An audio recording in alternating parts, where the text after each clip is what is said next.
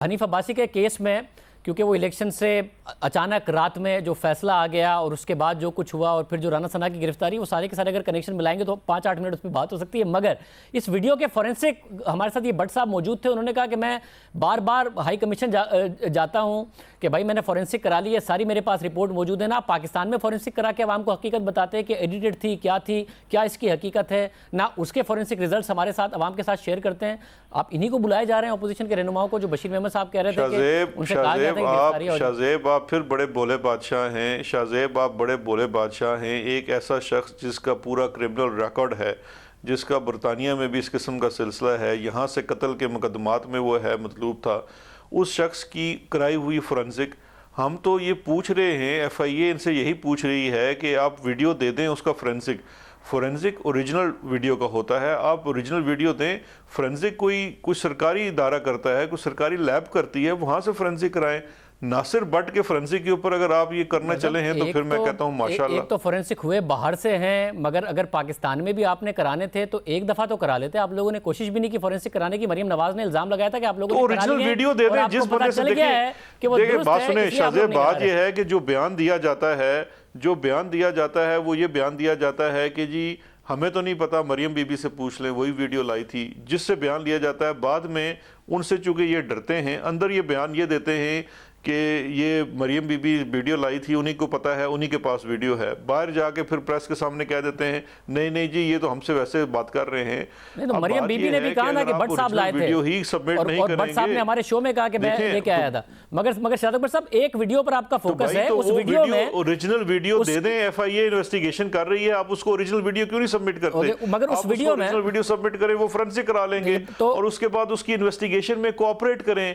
आप इन्वेस्टिगेशन के बाद ये कहाँ का वतीरा है कि मगर उस वीडियो में एक कैरेक्टर जज अरशद मलिक भी हैं, इन्वेस्टिगेशन को हाई कोर्ट में चैलेंज कर दें या सुप्रीम कोर्ट में चैलेंज कर दें, लेकिन एक क्रिमिनल इन्वेस्टिगेशन चल रही है और आप हर इन्वेस्टिगेशन में अपना बयान रखाने के बाद आप उस वीडियो में अरशद मलिक साहब भी हैं, उनसे इन्वेस्टिगेशन की, क्योंकि उस वीडियो में अरशद मलिक साहब भी हैं, देखिए अरशद मलिक से भी तो इन्वेस्टिगेशन हो रही है ना।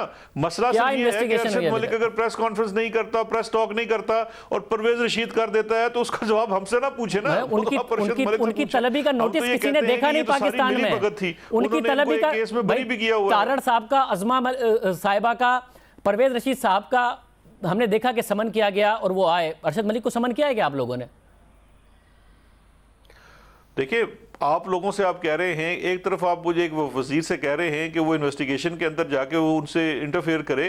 एक पूरा प्रोसेस चल रहा है, उसके अंदर जब वाजिद जिया साहब लगे हैं तो वजीर आजम की आप ही के साथ तस्वीर आई है और वो जब अब वाजिद जिया साहब पर नून लीग के पहले इख्तलाफात, क्योंकि जो वीडियो है, ये जो वीडियो है ये उसी JIT के फैसला दे रहे थे जिसके सरबराह वाजिद जिया साहब थे, उन्हें आपने DG FIA लगा दिया है। आपके ऊपर भी नून लीग का एतराज, वजीर आजम और आपकी वैसे ही राय है इस वीडियो के बारे में कि ये तो नून लीग माफिया है और आप तो अरशद मलिक के बयान हल्फी को दुरुस्त समझते हैं। नून लीग के लिए तो शहजाद अकबर एक नाइटमेयर है ना। उनको तो उस तरह से लगता है कि उनकी तमाम चोरी पकड़ी जाने के पीछे पता नहीं शायद मेरी कोई बदुआएं शामिल हैं या कोई इस तरह की काम शामिल है।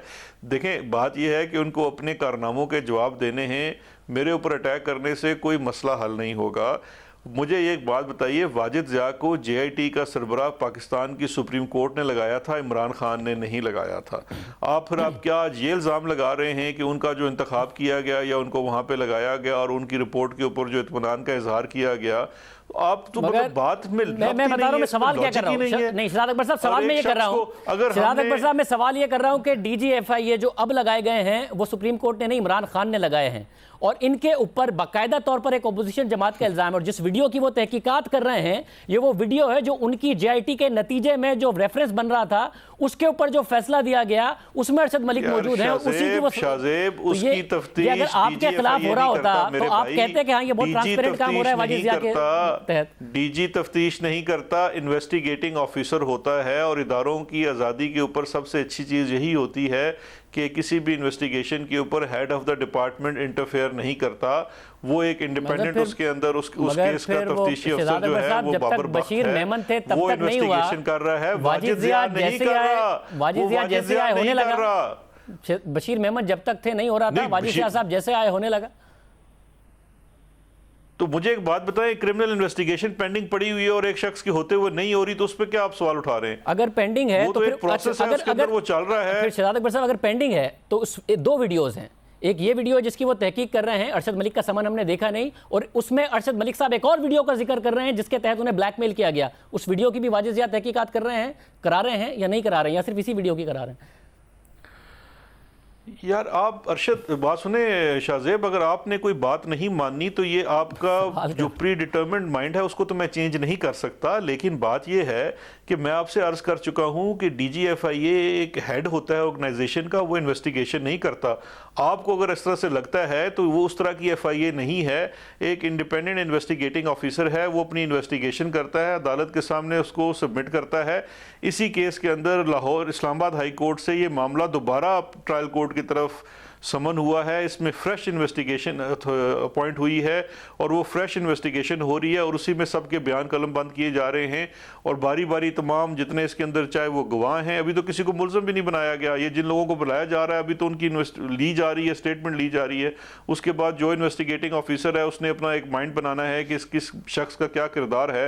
लेकिन अगर आप बैठ के उस इन्वेस्टिगेशन के ऊपर लाइव टीवी के ऊपर अगर आप सेकंड गेसिंग करना चाहते हैं तो सो बिस्मिल्लाह आप कीजिए, लेकिन आपको ये आपको फेयरनेस में आपको ये करना चाहिए कि इन्वेस्टिगेशन को होने दीजिए, वो रिपोर्ट आएगी, अदालत में सबमिट होगी, उसके ऊपर जो भी चीजें होंगी उसके मुताबिक कार्रवाई होगी। आप मुझे कह रहे हैं ना चीजों को रंग देने के लिए कि जी एक जो अंडर इन्वेस्टिगेशन है, पहले जो उनको बरी कर दिया, अगर ये बात मान ली जाए तो उनको जो पहले बरी कर दिया गया था, मैं आपको दिखाता हूं, मेमन साहब ने उनको बरी कर दिया था। आपने मुझसे कहा कि मैं अंडर ट्रायल इन्वेस्टिगेशन के ऊपर सवालात उठा रहा हूं, ये फेयर नहीं है। वैसे आपका तो बनता ही नहीं है क्योंकि आप हर अंडर इन्वेस्टिगेशन मगर मैं आपको एक चीज दिखा रहा हूं, जो बयान रिकॉर्ड मगर मैं एक चीज दिखा रहा हूं, उस बयान के ऊपर आप मुझसे ये पूछ रहे हैं, मैं आपको बता रहा हूं, मैं इसलिए आपसे पूछ रहा हूं क्योंकि आप मुशीर दाखिला हैं, बार-बार कह रहा हूं और आप वर्डिक्ट दे चुके हैं इस पर। सुन लें, एक मिनट ये देख लें। अच्छा आप सुने, मैं आपको दिखा रहा हूं आप क्या कह चुके हैं। आप सुन तो लें, मेरी बात सुन लेना शाहजेब, आप मेरी बात सुन लें। आपके हाथ में कलम है, आप जो मर्जी लिखें, आपके हाथ में कलम है, आप जो मर्जी लिखें, लेकिन मेरी जब आप बुलाते हैं सवाल करने के लिए तो मेरा जवाब भी सुना करें।